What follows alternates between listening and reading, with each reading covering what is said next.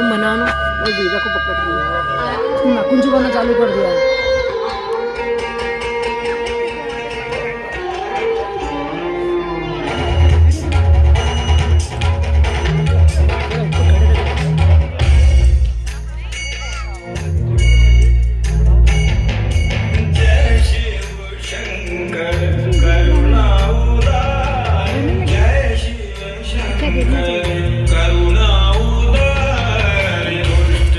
अंदर तुम्हारे पर्स में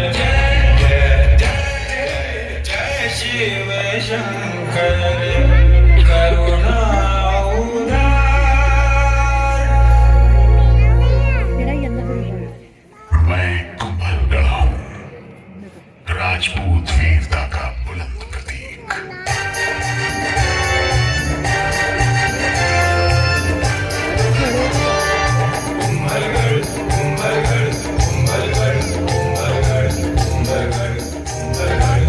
पीछे का भी दे जाएगा।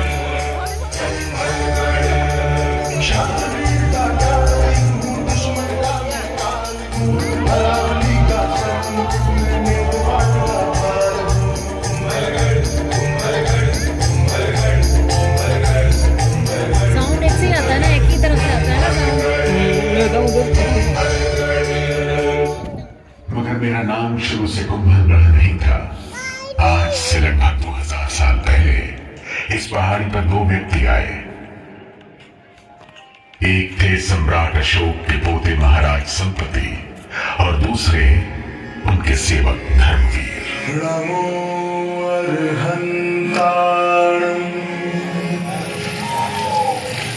धर्मवीर, कितना मोहक स्थान है। जी महाराज। ऊंचाई पर तो है ही, चारों ओर हरियाली भी है। क्यों न यहाँ एक गढ़ बनवाया जाए? अवश्य महाराज, और आज्ञा हो तो उसका नाम संप्रतिगढ़ रखा जाए। नहीं धर्मवीर, इस गढ़ का यहाँ के वातावरण से संबंध होना चाहिए। हाँ, नीचे तराई में जो गांव है उसका क्या नाम है? मच्छिंद्र महाराज। बस, तो इस गढ़ का नाम होगा मच्छिंद्रगढ़। मच्छिंद्रगढ़, इतने छोटे से गढ़ का इतना लंबा नाम। मुझे बनाने वाले खुद चल बसे। मैं यूं ही तन्हा निर्जन खंडहर बन गया। लगा संसार ने मुझसे मुंह फेर लिया हो। मैं भी पीठ मोड़कर एक लंबी नींद सो गया। 1500 वर्ष लंबी और गहरी नींद।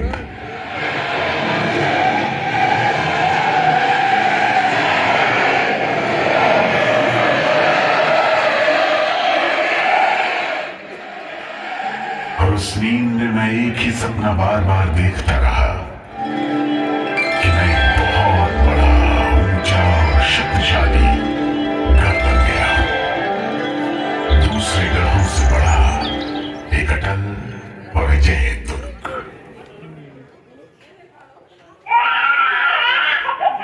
ये किसकी आवाज है?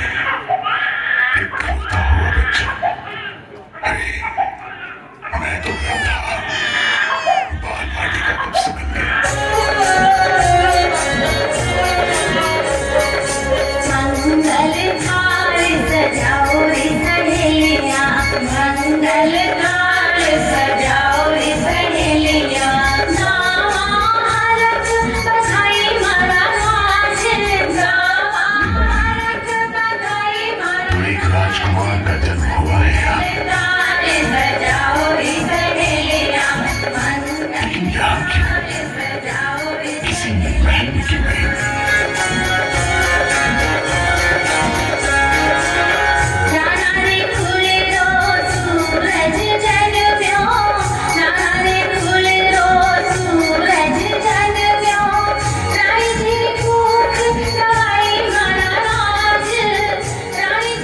समझा, ये बालक है राजकुमार हम्बीर, राणा हरि सिंह का बेटा।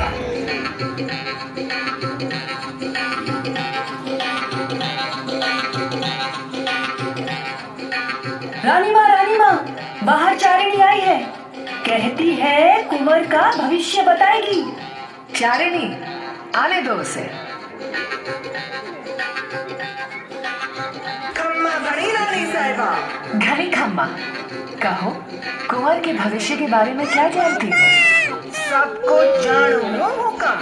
कुंवर राजा बनेला और कुल रो नाम रोशन करेला।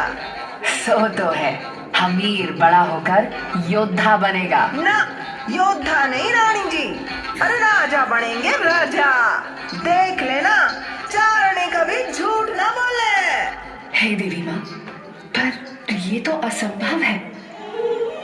असंभव संभव बन गया। हमीर के बड़े होते होते मेवाड़ के शत्रु भी बढ़ते गए, तो एक के बाद एक राणा हरि सिंह और अन्य सभी पुत्रवत होते युद्ध में शहीद हो गए। बचा तो केवल हमीर।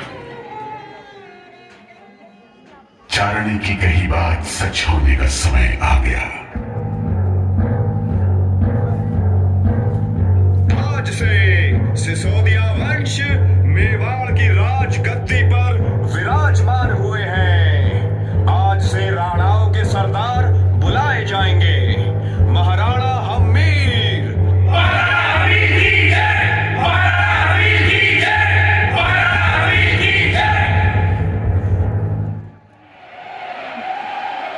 समय बीतता गया। महाराणा आए और महाराणा गए, और फिर वो दिन आया जब वो आया। मेरे सपने पूरा करने वाला, मुझे पुनर्जन्म देने वाला महाराणा कुंभा।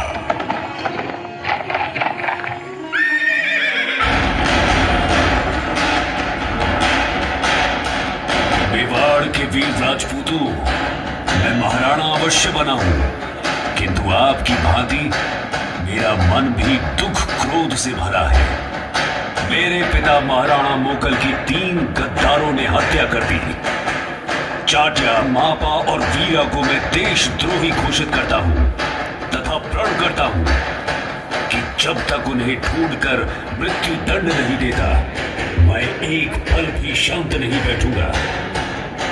जाओ, हर दिशा में उनका पता लगाओ। क्रोधित कुंभा उन 3 भेड़ियों का पीछा करते करते पाए कोथला पहाड़ी पर चल रहे थे कि एक खूंखार शेरनी उनके सामने आ गया। कुंभा अपना खंजर निकालकर उस पर टूट गए। पलक झपकते ही वो शेरनी जमीन पर वहीं ढेर हो गया। बेचारी शेरनी अगर कुंभा के क्रोध को जानती तो गुफा से ही न निकलती।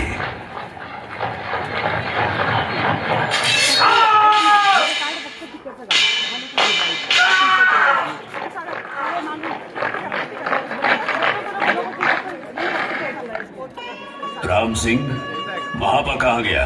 हुक्म, सुना है वो बचकर मालवा भाग गया। मालवा? सुल्तान खिलजी के पास? सुल्तान खिलजी को संदेश भेजिए, हम इस पूर्णिमा की रात उनसे भेंट करना चाहते हैं। सुल्तान महमूद खिलजी, सुना है महापा को आपने शरण दी? बिल्कुल सही सुना है आपने। कदाचित आप ये नहीं जानते कि महापा ने घोर अपराध किया है। वो हमारा शत्रु है। शायद आपको खबर नहीं, महापा को हमने बना दी है और अब वो हमारा दोस्त है। इस मित्रता का भारी मोल चुकाना पड़ेगा तुम्हें सुल्तान। अंजाम की परवाह तो बुज़दिल किया करते हैं राणा कुंभा। हमारे दोस्त की तरफ अगर आंख उठाकर भी देखा तो। सावधान खिलजी, लगता है आपको प्राणों से मोह नहीं। जल्दी ही मैं उस नीच मापा को लेने वाला हूं।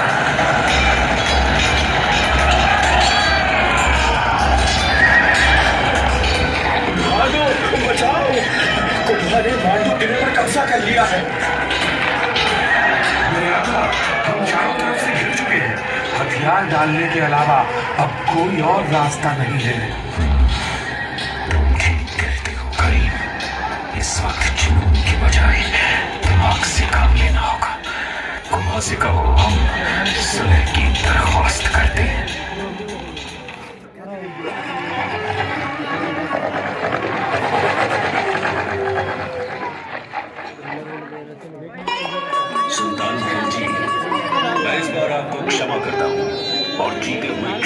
वापस करता हूँ। बड़ी मेहरबानी हुजूर, मैं आपका शुक्रगुजार हूँ। किंतु याद रहे, ऐसी भूल फिर कभी न हो। मेरी तौबा मेरे हुजूर, मेरी तौबा। बेअदबी माफ मेरे आका, ऐसी जिल्लत और वो भी एक दुश्मन के हाथों। कुंभा को बहुत गुरूर हो गया है। खाक में मिला दूंगा उसका ये गुरूर, नेस्तो नाबूद कर दूंगा मेवाड़ की सरजमी को। कुंभा, मैं तेरी मौत बनकर आ रहा हूं। लेकिन महाराणा कुंभा ने भी कच्ची गोलियां नहीं खेली थी। उन्हें शक था कि खिलजी बाज आने वाला नहीं है। जब खिलजी ने फिर आक्रमण किया तो कुंभा भी पूरी तरह तैयार थे और दुश्मन ने मुक्ति खाई।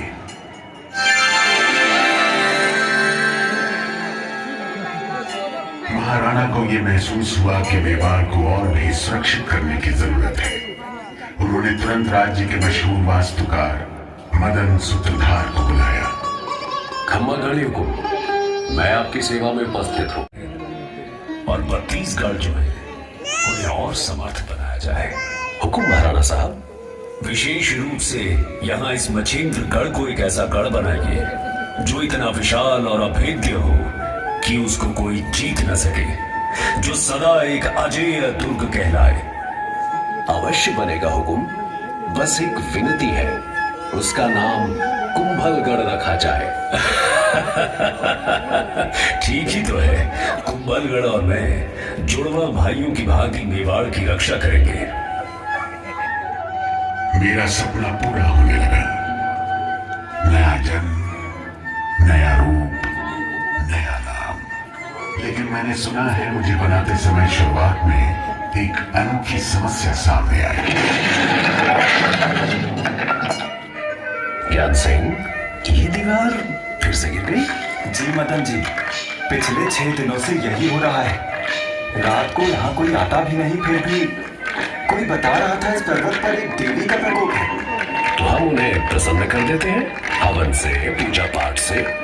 नीचे रणकपुर गांव में एक मेड़ बाबा है, केवल वे ही इस समस्या से मुक्ति दिला सकते हैं। मुक्ति का एक ही उपाय है, नरबली। नरबली? नरबली बाबा? नहीं तो दीवारें बनती रहेगी, गिरती रहेंगी। किंतु बाबा, बलि वेदी पर कौन अपने आप को न्यौछावर करेगा? ऐसा व्यक्ति तुम्हारे सम्मुख बैठा है। आप? ये जीवन तो एक माया है और ये शरीर एक मैला वस्त्र, और मैं इस वस्त्र को उतार फेंकने के लिए कब से उत्सुक हूँ। परंतु बाबा, मेरा आदेश ध्यानपूर्वक सुनो और वही करो जो मैं कहता हूँ। कल सवेरे सूर्य उदय होने से पहले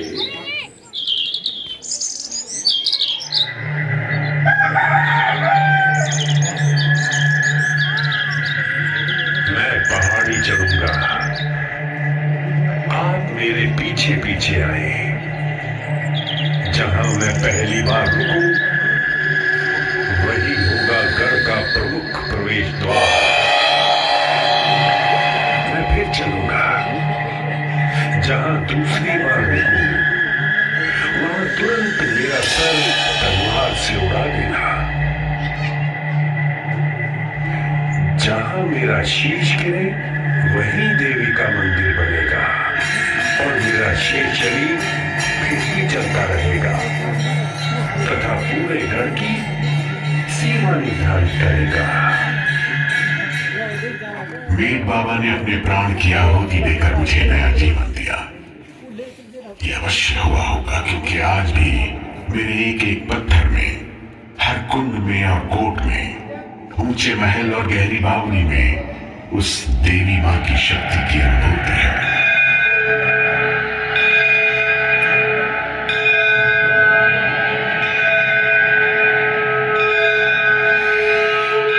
मेरी 25 मील लंबी दीवार इतनी बड़ी और विशाल है कि इस पर 8 अश्व एक साथ दौड़ सकते हैं। आज ये विश्व की सबसे बड़ी दीवार के रूप में विख्यात है। मैं मेवाड़ और मारवाड़ के द्वार पर स्थित हूं। महाराणा कुंभा ने एक विशेष वेदी व नीलकंठ महादेव मंदिर का निर्माण करवाया। ये मंदिर सर्वतोभद्र शैली का मंदिर है, जिसमें चारों दिशाओं से प्रवेश किया जा सकता है। इसमें 6 फीट ऊंचे कसौटी पत्थर से निर्मित शिवलिंग की स्थापना की। इसके बाद एक बहुत बड़ा यज्ञ किया, ताकि केवल यही देवी नहीं, मेवाड़ के सभी देवी देवता प्रसन्न हो और उनका आशीर्वाद प्राप्त हो। शांति शांति। मैं कुंभलगढ़ हूं।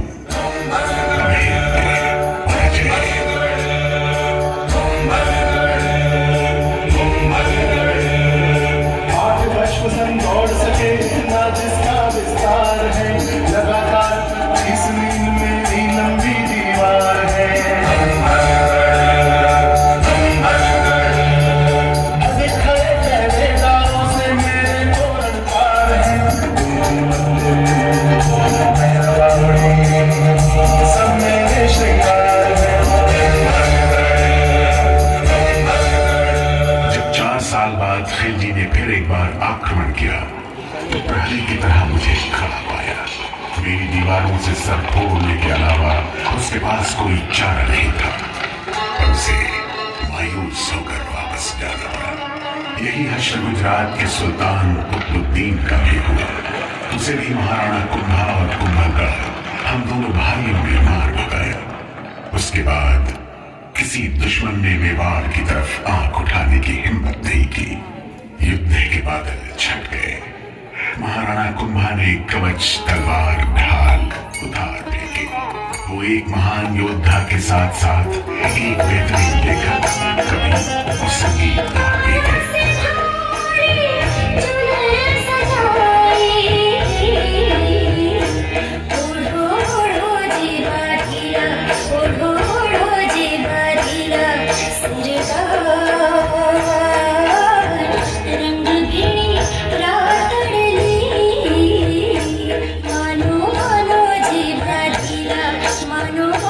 देखते ही देखते चारों ओर रास रंग की लालिमा छा गई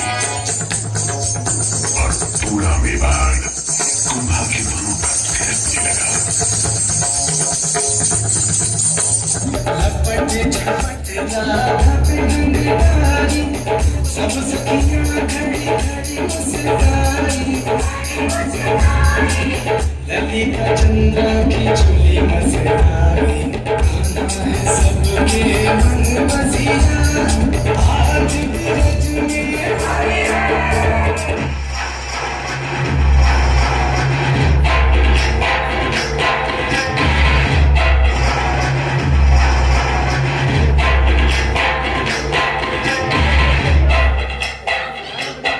और फिर वो शाम आई जब महाराणा कुंभा महादेव कुंड पर संध्या पाठ कर रहे थे।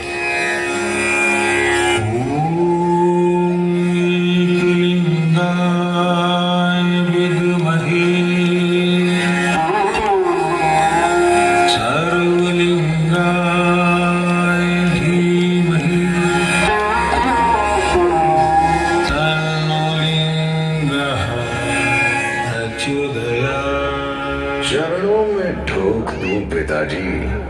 चिरंजीवी रहो। उदा, तू यहाँ? तेरा तो ये घुड़सवारी का समय है। घोड़े की पीठ पर बहुत बैठ लिया पिताजी। अब तो मुझे राजगद्दी पर बैठना है। अवश्य बैठना, लेकिन अभी तो मैं हूँ। यही तो रोना है कि आप हैं, और यदि आप हैं तो मैं नहीं हूँ। मैं समझा नहीं। हाँ, और यदि आप ना हो तो मैं हूँ। अरे ये क्या कर रहा है? खंजर क्यों निकाल रहा है? उदा तू पागल हो गया है? अपने पिता पर हमला कर रहा है। उदा!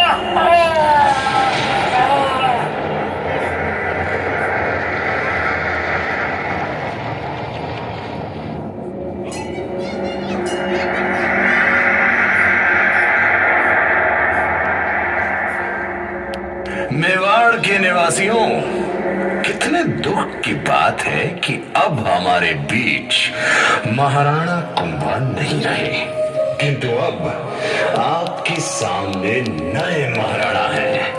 महाराणा उदा, महाराणा उदा की जय।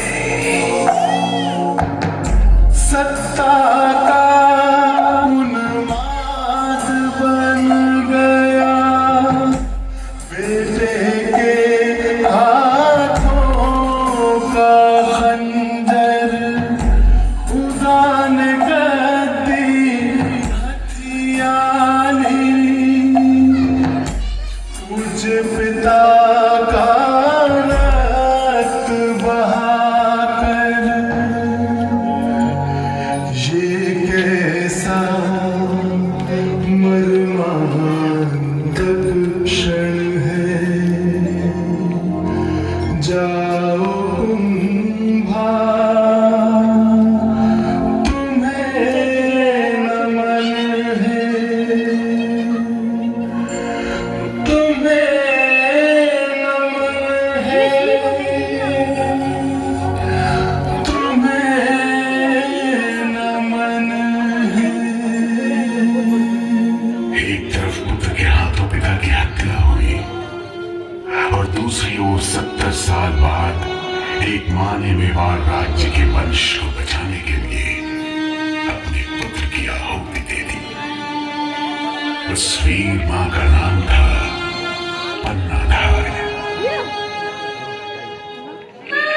ये अद्भुत गाथा चित्तौड़ से शुरू हो मुझसे आ जुड़ी। उस समय मेरी देखभाल आशा शाह देवपुरिया कर रहे थे। खम्मा घड़ी देवपुरिया जी। घड़ी खम्मा पन्नाधाय, ये आपके साथ कौन है? आपका पुत्र? मेरे पुत्र से भी अधिक मूल्यवान सिसोदिया वंश का अंतिम उत्तराधिकारी कुंवर उदय सिंह। उदय सिंह? किंतु उनकी तो उदय सिंह की हत्या कर दी? नहीं हुक्म, वो केवल पिता को मार सका। कुंवर को तो मैंने बचा लिया। तो वो बालक कौन था जिसकी हत्या हुई? वो मेरा पुत्र था, चंदन। मैंने बच्चे बदल दिए। छाती पर पत्थर रख कर भी पन्ना तूने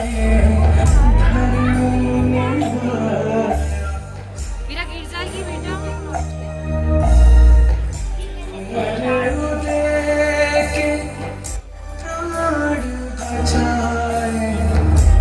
और नमक का कर्ज चुकाया, और नमक का कर्ज चुकाया। मेरे जीवन का एक ही ध्येय है कि बड़ा होकर वीर उदय अपना अधिकार बनवीर से वापस ले। पन्नाधाय की कुर्बानी व्यर्थ नहीं गई। आसपास की रियासतों के सरदारों के साथ मिलकर उदय सिंह ने बनवीर को ललकारा और पूरी तरह ध्वस्त कर दिया। महाराणा उदय सिंह की जय! महाराणा उदय सिंह की जय! बस अब वही होंगे। मेरे जुड़वा भाई कुंभा के गुजर जाने के बाद अगर मेरे दिल के बेहद नजदीक वो था शूरवीर बेटा महाराणा प्रताप। मेरे बाप खुशकिस्मत था। पराक्रमी महाराणा प्रताप ने मुझे जन्म लिया। ये वक्त था 1540। सिसोदिया वंश द्वार और मान से युक्त ये घोषणा करते हैं कि महाराणा उदय सिंह और महारानी जयवंताबाई को पुत्र रत्न की प्राप्ति हुई है। बालक का नाम प्रताप रखा गया है।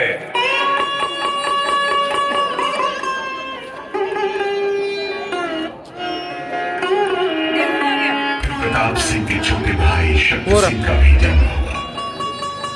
दोनों भाई तलवारबाजी और घुड़सवारी में एक जैसे माहिर थे, लेकिन शक्ति को ऐसा लगा महाराणा उदय सिंह प्रताप सिंह की ओर ज्यादा झुकते थे और एक दिन निराश शक्ति सिंह ने वहां से चले जाने की ठान ली।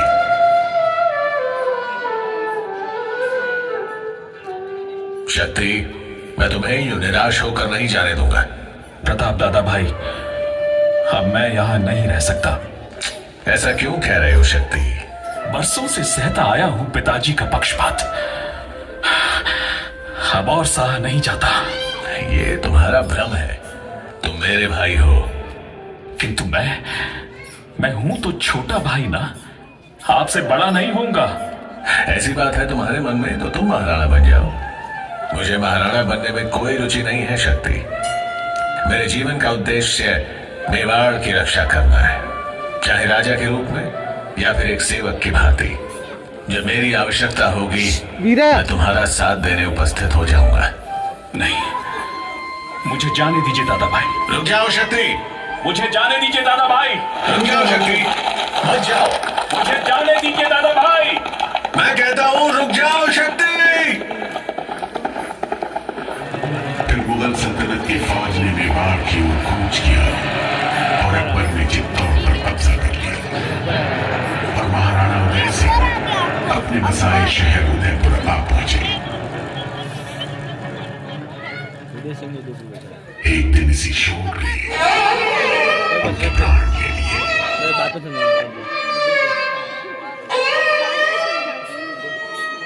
महाराणा प्रताप ने गद्दी संभालते ही अकबर को ललकारा। एक अभूतपूर्व प्रतिज्ञा लेकर। मैं आप सबके सामने ये प्रतिज्ञा करता हूं कि जब तक मैं अपनी मातृभूमि मेवाड़ को मुक्त नहीं करा लेता, तब तक न तो महलों में रहूंगा, न ही मखमल की शैया पर सोऊंगा, न ही सोने चांदी या किसी धातु के पात्र में खाऊंगा। पेड़ों की छांव ही होगी, घास मेरा बिछौना और पत्ते भोजन पात्र बनेंगे। मुगलों के बिछाए मखमली गालीचे महाराणा प्रताप ने इस रफ्तार से लपेटने शुरू किए कि अकबर को चौंका दिया। महाराणा प्रताप के बढ़ते गौरव और पराक्रम ने दिल्ली की मुगलिया सल्तनत को हिला कर रख दिया। महाराणा प्रताप को रोकने के लिए एक बड़ी मुगल सेना ने उदयपुर की ओर कूच किया और फिर मुगल सेना और मेवाड़ के वीर सपूतों के बीच खमनौर के पास ऐतिहासिक हल्दी घाटी का युद्ध हुआ। मेवाड़ के रणबांकुरों की छोटी सेना ने विशाल मुगल सेना को अपने छापामार युद्ध कौशल से आश्चर्यचकित कर बीच युद्ध में महाराणा प्रताप जब घायल हुए तो स्वामी भक्त चेतक ने प्रताप को बचाने के लिए अपने प्राण की आहुति दी। राणा प्रताप के चेतक पर मुगलों की सेना घिर गई। तब शक्ति सिंह का स्वागत। संभालिए प्रताप मेरे भाई, प्रताप भाई सावधान, पीछे शत्रु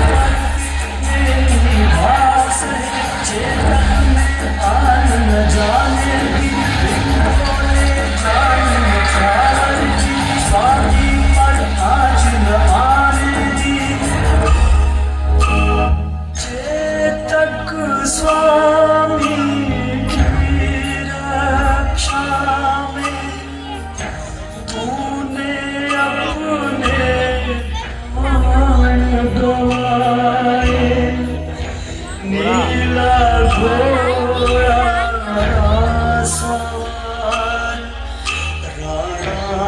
तेरे कारण कहलाए इंसानों के लिए सबक है चेतक ये तेरी कुर्बानी युगों युगों तक याद रहेगी चेतक तेरी अमर कहानी चेतक तेरी अमर कहानी चेतक तेरी अमर